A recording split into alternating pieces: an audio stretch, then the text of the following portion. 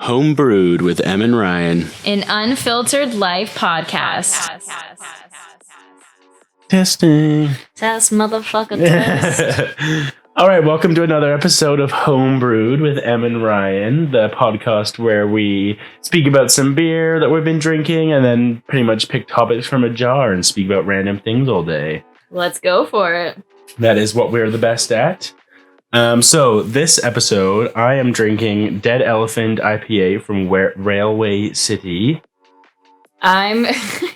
I'm so embarrassed to say what beer I'm drinking right now. You should be embarrassed. No, just kidding. I'm like a culprit for drinking like the homeless man beers. There's a few of them. Okay, that's basically what it's called, is the homeless man beer, aka Laker Ice, because it's 5.5% and it literally cost $2. It's pretty nuts. It's that Blue Ice and PBR 5.9 are like the homeless man beer. Just okay, but PBR tastes better than this crap. Oh, really? Is it bad? It's not great. I've never gotten to rock bottom where I have to get some of those. Yeah. In other words, Ryan saying I hit rock bottom. I'm embarrassed to get those at the beer store. I'm embarrassed to even talk about it right now, but we're going for it. So, all right, we'll crack them open. Here we go. Railway City, what? I was gonna say, this time I didn't wear my beer on my sweater. Oh, that's good actually. Railway City is not a brewery or like a beer I would typically get. So I actually haven't tried this beer before, but they are offering free shipping around Ontario. Oh, my beer just spilled. That's what I was saying. Free shipping around Ontario for anything over $40, which is pretty decent actually. You buy like a 2-4, it's going to be over $40, and they bring it right to your door within a day or two. So, oh, beautiful. Not terrible. All I really know about Laker Ice is that proudly brewed in Ontario, which it literally says right on the can. Otherwise, there is absolutely no other information, and I'm just going to go ahead and save you the trouble. Do not recommend. Yeah, unless you hit rock bottom. Yeah, unless you hit rock bottom. And you want to just like get a quick beer for 5.5% and only $2. It's cheap. If you're willing to scrape the extra 85 cents out of your wallet per beer, I would recommend PBR 5.9. For an extra 80 cents. And an extra 0.4 alcohol percent. You could literally find that change in your couch cushions. Yeah, actually. Fact found that $1 in our couch cushions about like last week. So perfect. There you go. Put that towards a better. Yeah, if anyone needs a donation, I'll gladly give you $1 that I found from the couch. So you don't money. Buy Laker Ice? Yes. This IPA is pretty decent actually. Very bitter actually. It says sweet and fruity malts, slight candy and biscuit notes. Interesting. Oh wow, that actually sounds like really interesting. Kind of. Do you want to try homeless man beer? Grapefruit finish. I'll pass. Thanks. Yeah, I don't blame you. But yeah, not too bad actually. It reminds me kind of the Octopus Wants to Fight from Great Lakes Brewery. Ooh, no, huge fan of that. You are a huge fan? Yeah, no, I like that a lot. And 7% or something like that? Not bad. 6.5. It literally says strong beer right on the can. Ooh. That's the kind of beer, that's what you want to go for. If it doesn't say that, it's a bitch's beer. In Ryan's world, yes. Yeah, true. It's not worth it to drink anything below like 5%. I mean, I would say. Okay. My opinion, I guess. All right, let's jump into the first question. Oh, wow. Would you rather listen to the same song forever or no music ever again? Same song forever. Really? What would your song be? Oh my God. I could spend it probably a year like contemplating on what it would be. If you had to choose, like right now. It would be a Rufus Du Sol song of some kind. Either Eyes or like Underwater or something by Rufus Du Sol. Ooh, No Place is like one No Place is a really, really good one as well. See, exactly. Like I'd pick my choice and be like, oh my God, fuck. I lost it now. And then I'm going to have to listen to this for the rest of my life. Yeah, I would probably have to do the same because I realistically couldn't imagine a world without music. That'd be stupid. But it has to be a song that I can listen to get pumped up and also just as like an everyday. I don't know. Yeah, well, you'd be fucked if you can. There's nothing that's like in between, unless you pick like a mix. You get like a someone opens with like a really chill song, finishes. What if really... I could make my own song? Yeah, there you go. Like a 10-minute song. We've got nothing but time right now, so there you go. Jump into production. Just make a 10-minute song that consists of like some rap, some tech house, some like classic pop, and just make a really horrible song, but it kind of hits like every genre of music that I need in my life. I've been trying to think of a DJ name for you, but nothing really like jumps out. Oh no. I was trying to think of stupid stuff, like, but nothing really came to me in that 5 seconds you gave me of talking. I was gonna say I don't even have like a good nickname other than Emmer, which is what you and Natalie call me all the time. Yeah, that would probably be what it would be then. Yeah. I don't got a good name. All right, number 2. All right, we need the next one. We're changing this jaw. Ryan's gonna get stuck every single time. Ooh, good segue. All-time favorite songs. Ooh, okay. Honestly, Inner Bloom by Rufus the Soul is just like, I know I'm just thinking about Rufus. You can never get sick of that song. Never. It's like 9 minutes of just pure bliss, literally. Oh, that's actually definitely one of the tops. I would also have to say pretty much anything by Illenium for me. Yeah, Illenium's pretty decent, actually. Actually, I'm pretty picky with Illenium's music, the ones I do like of his, yeah. Good Things Fall Apart. Yeah, that's hands decent down for sure. My favorite. Crawl Out of Love, also hands down. What are you looking at to get your favorites? Like, I don't know. Like I don't know what I would pick head. Yeah, like I would have to look at my phone history, I guess. Also, But this is all-time favorite songs. This isn't even stuff I would have in my SoundCloud, probably. This is like stuff I could listen to and just be like, oh my god. Those are for sure my all-time faves. There's something about those songs that I could for sure listen to. But like something that you've heard those in the last like 2 years of your life. Something that's like literally you've listened to for your entire life and is like will always be like the Macarena. Always a big fan of that when that comes on. That song makes me want to pull my hair out. I could not an all-time fave. Absolutely not.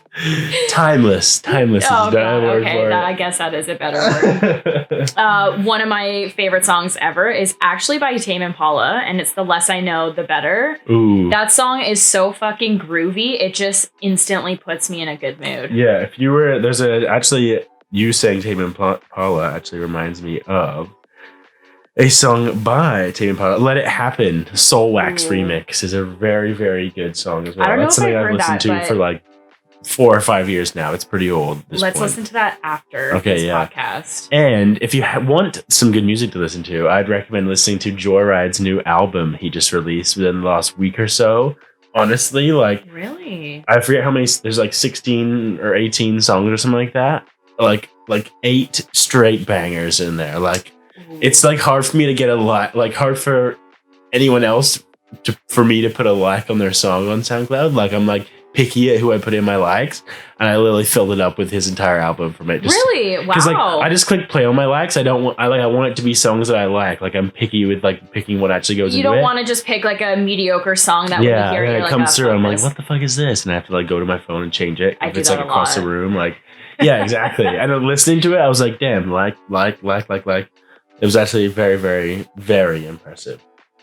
Yeah, I would probably say the Illenium song, the Tame Impala song, for sure, one of my favorites. Caribou by Odessa is also a very, very good song. So good. There's a few. I can name like throwback songs that are like big for me that like for a while. And also, it's more of a newer song, but a song that I constantly listen to, which I know that you can vouch for. Strangers, City and Color. Yeah, but also Adore You by Harry Styles. Do not get me. Yeah.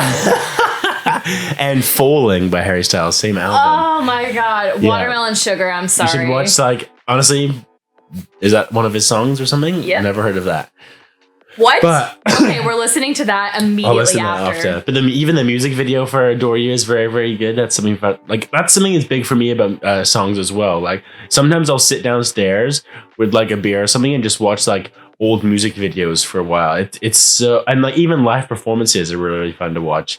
Just seeing like the differences in times. You know, you can only see it progress from like 2010 VMA performances to like 2020 That's true. and it's not going to happen this year. I'm not a person that can watch music videos. Really? They ruin the song for me. There's something about when you listen to a song and you really fall in love with a song, it's usually you're at a certain place or it's associated with some kind of memory or a feeling or a thought. It becomes like very personal to you. So when I watch the music video and it's so fucking stupid and I'm like then that's an issue with the music video, because I feel like the music video is supposed to like emphasize what the song's all about and stuff. So like I feel like that's just like the music video just didn't fit the song for you. Or the person who thought of this idea for the music video had their own thought process. Just a different route, yeah. Absolutely. So, I mean, they're technically not wrong because that's what they envisioned when they hear this song, but... I feel like you just haven't seen the right music video then, honestly, because I feel like I watch music videos sometimes and I'm just like, this just made the song for me.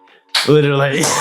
I know. I'm like one of those people when the plane lands, you start clapping. Oh my god, I fucking hate that shit. At the end of a movie in a theater where everybody's just like this, and you're like, why are we clapping? I hate that shit. I don't understand. It's like Canadians in a fucking nutshell. That's stupid. That's so true. All right, question 3. Let's do it. Oh, I picked 2.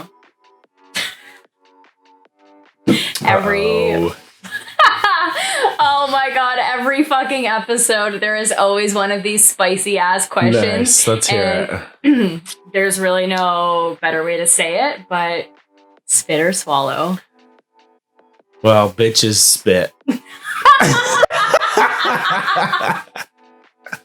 Like be realistic with yourself. Like actually, like you're in for the ride if you're going for it. So just fucking like go the full distance, you know? Like that's like an exit to be like that's like a entry to show like the door. Laughing, you just can't see me. Oh my god. Yeah, okay, I guess you're right. Like, what are you gonna do? Be like, oh, sorry, let me just spit it on your floor beside you. Like, no, that's just not a thing that happens. I'm literally, I got tears in my eyes right now.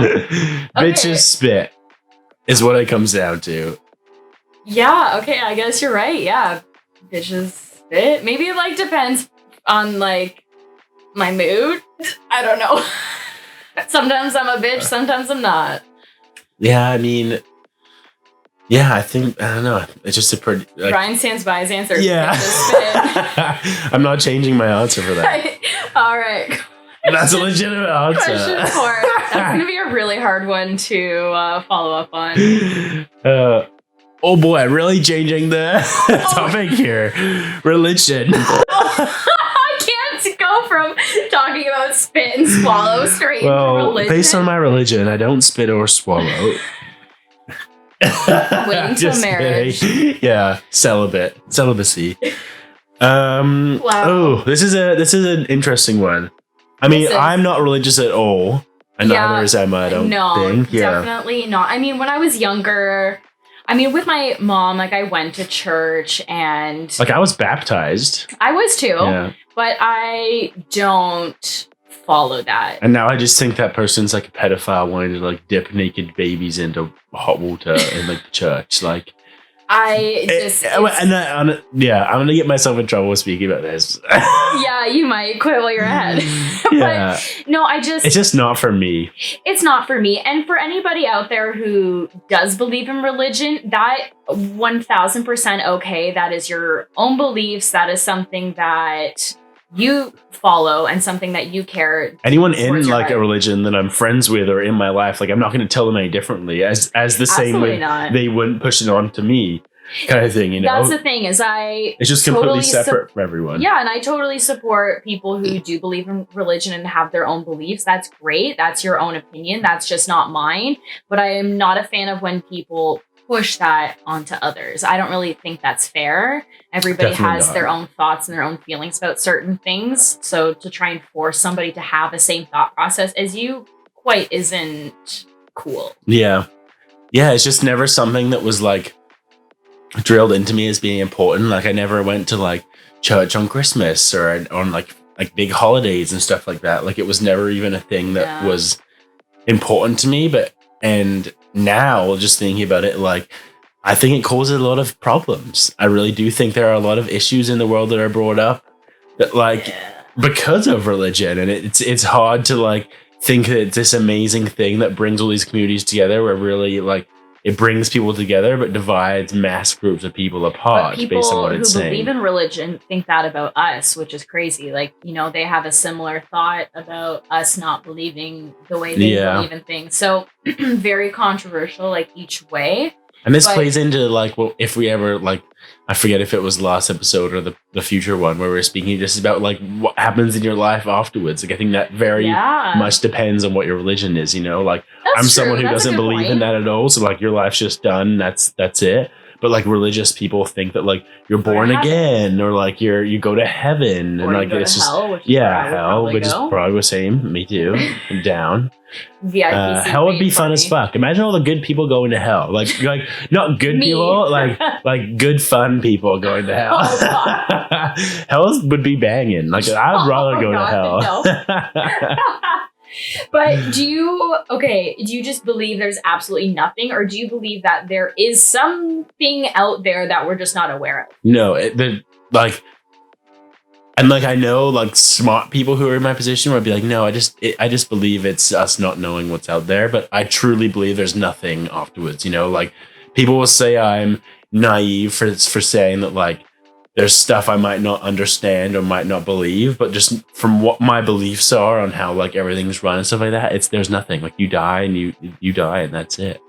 See, I have a hard time accepting that. I think it's because you're like people who don't want to accept it are people who just don't want that to be it. Yeah, you're right. 100% true for sure. They just don't want that to be the end of it, but it's like you have to just kind of accept that it could be the end of it. I don't believe in a specific religion, although I think it would be really cool to have a belief that something does happen after you die. And I feel like there is some sort of higher power out there, or just something that we are so unaware of.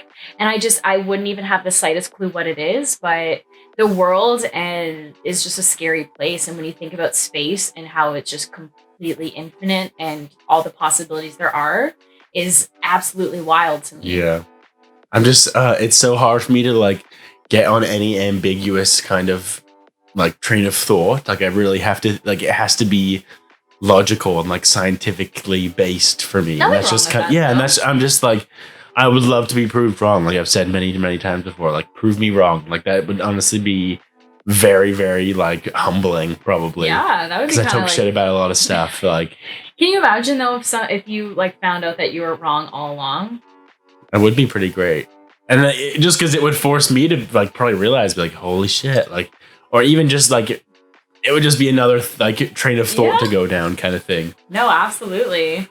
But yeah, I mean, anybody who does believe in religion, there's completely fair. Yeah, there is nothing wrong with that. I mean, my mom and my family, they do believe in God, but you've met them and my family, they're definitely not people that talk about it a lot or rub it in people's faces, but that is just their own belief, and that is 100% okay. Yeah, even like our old neighbors, like I would go to like church with them on Christmas days, like with their family and stuff like that, just for something to, not for something but to do, but obviously there's a reason for it.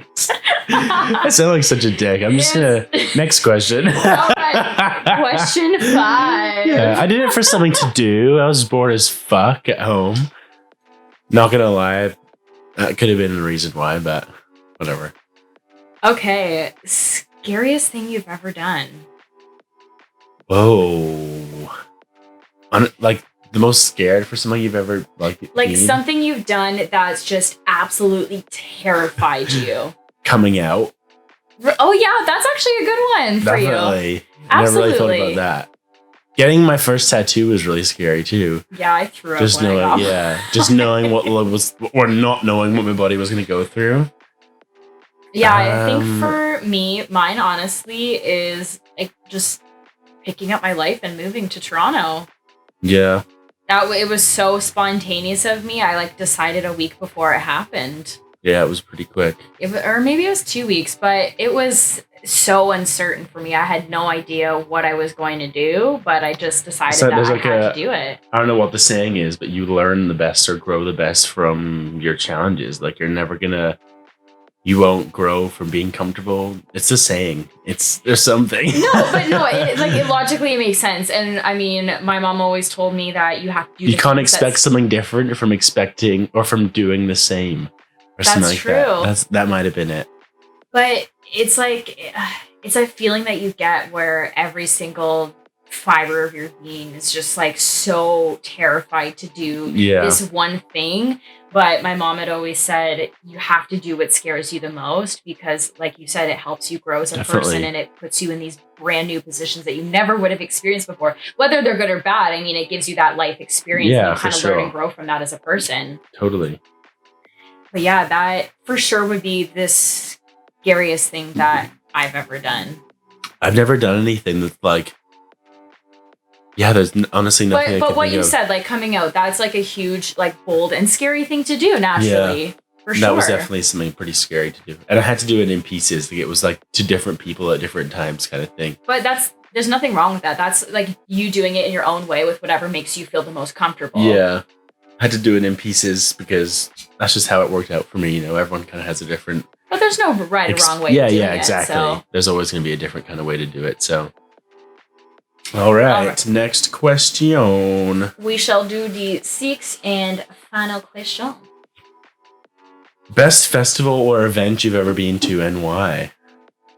Oh, this is so hard. This is really hard to narrow it down. I have so many. I would have to say mine is either that World Club Dome that I went to in Germany with Ben. That was just like easily the biggest festival I've ever been to in my entire life. Like it was like a 3-day festival, one out of the country as well.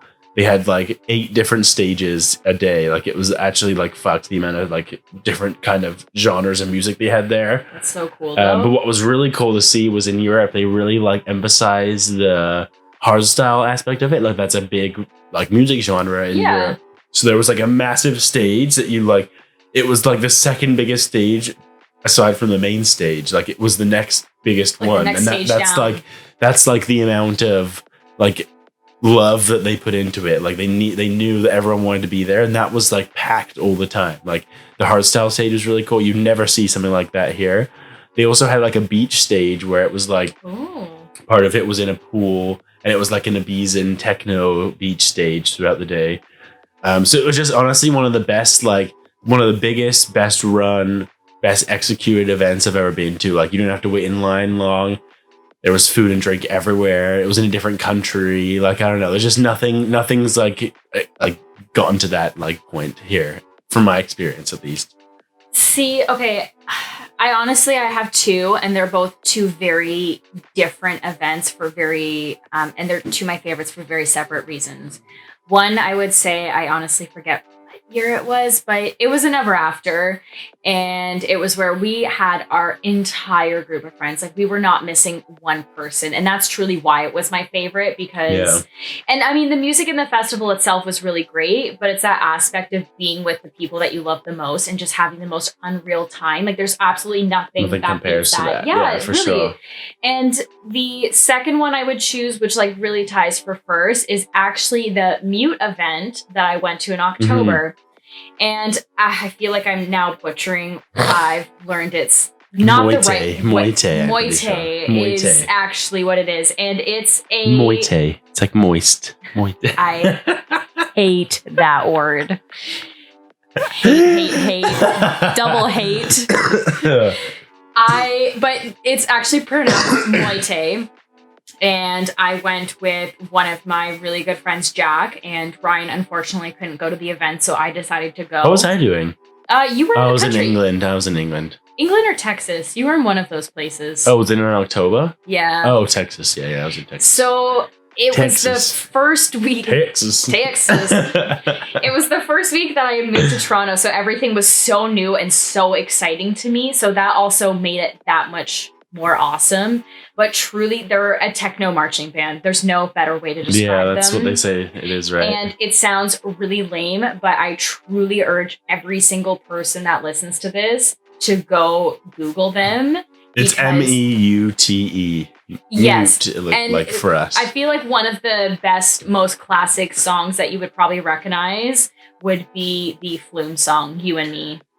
Yeah, it's just pretty like it is breathtaking seeing them go and like do their shit on like a street and like seeing all the people just gather around them and stuff. Like it is pretty cool, and how like if you know the songs that they're trying to like remake, it makes it even that much cooler. You know, hearing their like I don't even know what the word is, like how they remade the song for their instruments, because it's an electronic music song that they're making, and it's literally through a marching band, and they're just so talented. And I remember we were standing there watching them, just having the time of our lives.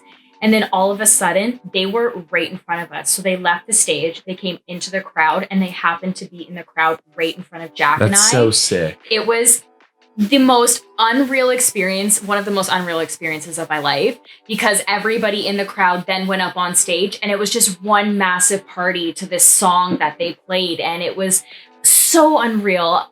Also, this, if anybody cares to check it out, I'll for sure link this in the bottom, because definitely have to check it out. And if they ever come to a city near you, best like $30 on a ticket I've ever spent in my life. Yeah, it's a super cheap ticket, because if they're not really like that known yet, at least, but that could change. I feel like very much in Europe they are, but not as much in Canada. Yeah, not so much here, but yeah, for sure. Unreal Airbnb. Yeah, those would for sure be my two like favorite moments for very separate reasons. Yeah, well, that's pretty decent answers actually then for this episode at least. I know. Well, thank you everybody for listening, and we will see you next episode. Tune in for the next one.